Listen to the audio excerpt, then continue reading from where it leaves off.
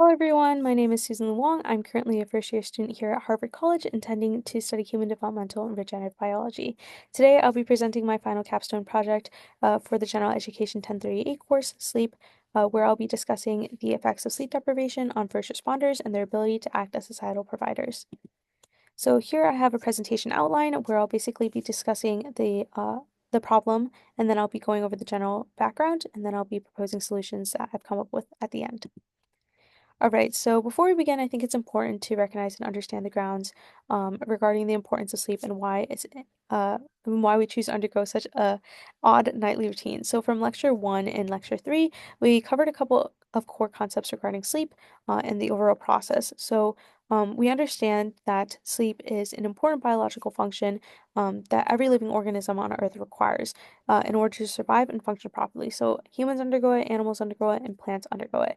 Um, However, the overall process of sleep still isn't completely understood, but findings do suggest that sleep fulfills an important biological function due to its evolutionary conservation. We can see this in unihemispheric sleep within animals and then also in sleep within humans through the first night effect.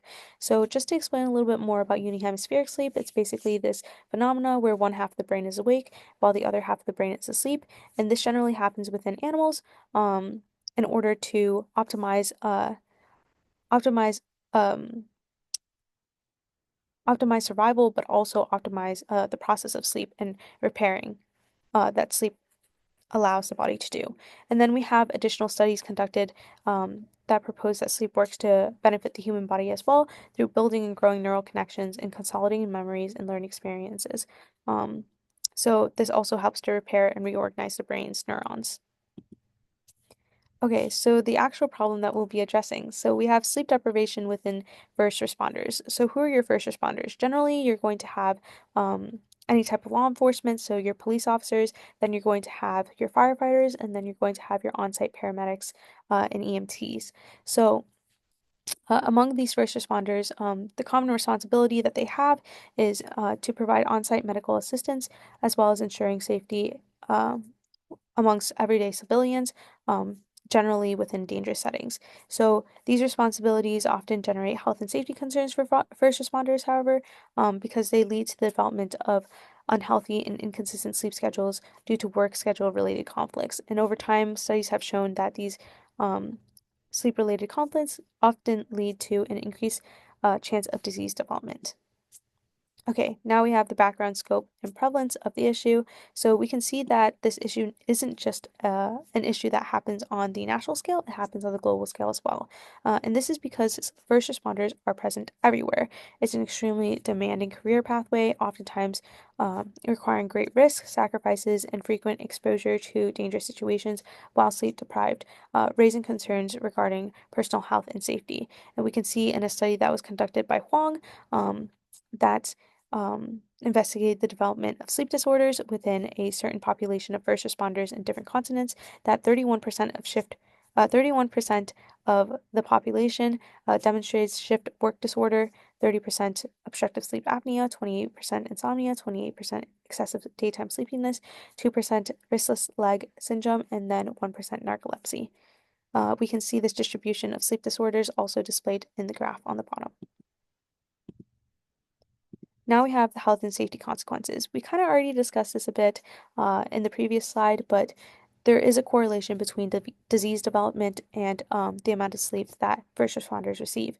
So, in a statistic, we see that 60% of firefighter deaths can be attributed to cardiovascular disease as well as motor accidents, both of which are results of sleep deprivation. And then in the World Health Organization, WHO, they determined that sleep work disorder or shift work disorder, sorry, SWD, demonstrated a role in acting to produce a possible carcinogen, which increased the likelihood of cancer development. And then we have increased risk of shift work related injuries.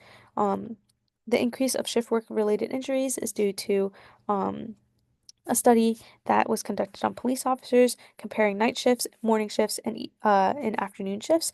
The morning and afternoon shifts showed a significant decrease in work-related injuries in comparison to the night shifts, which showed a significant increase because when you're tired and you're working at night, you're more likely to hurt yourself than when you're awake in the morning or in the afternoon.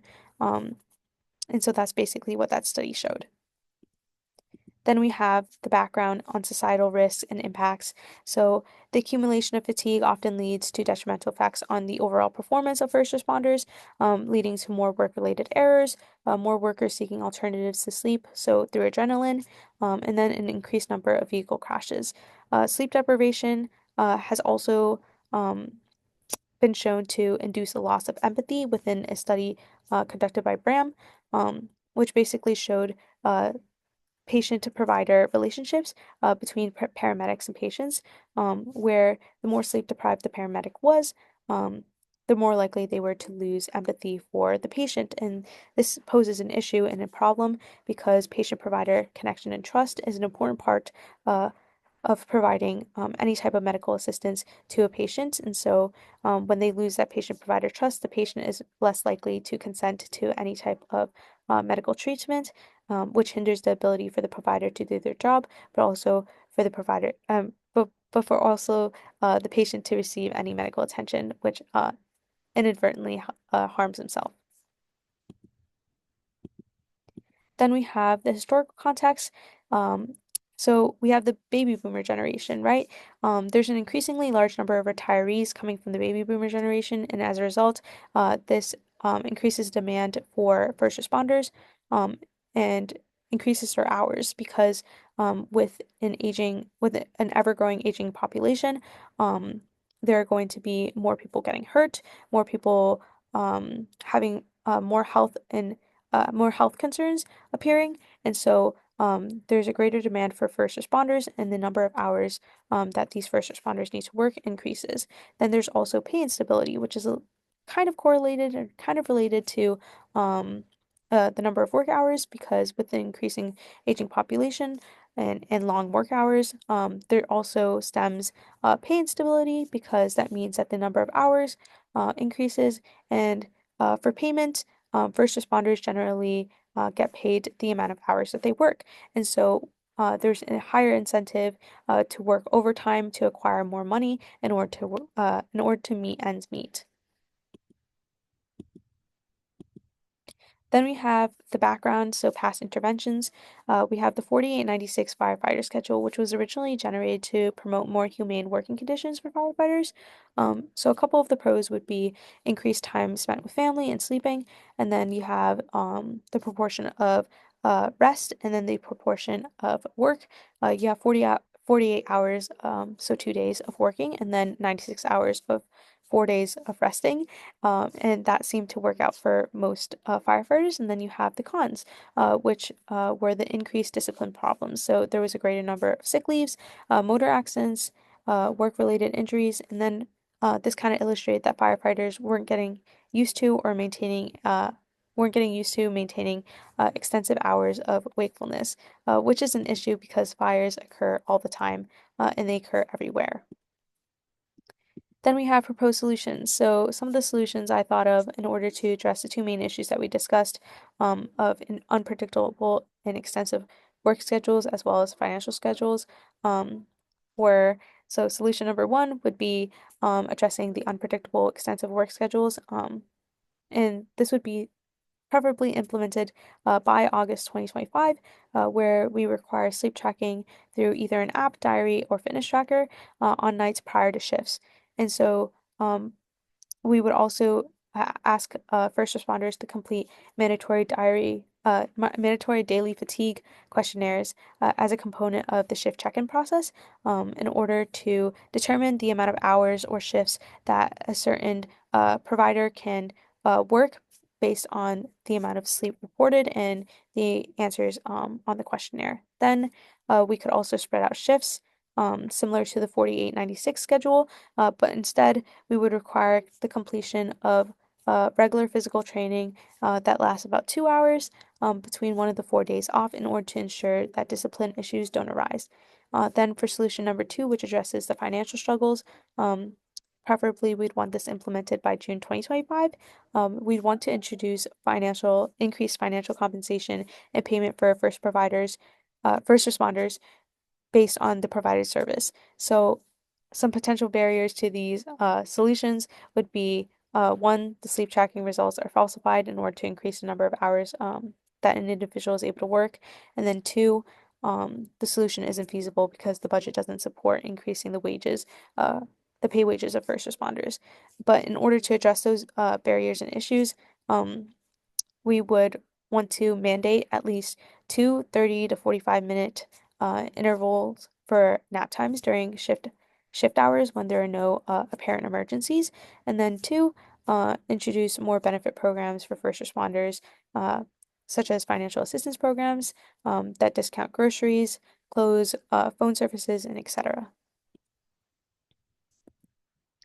Then the impact of proposed solutions. For solution number one, imposing more humane working hours.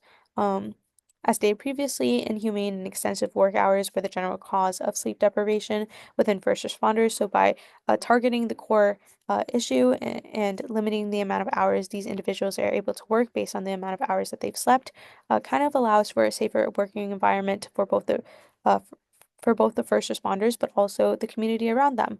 There will be less vehicle accidents, and then first responders will be able to provide their services more effectively. Um, then for solution number two, generating more financial stability and peace of mind. As stated previously, financial stability also has equally contributed to sleep deprivation within first responders.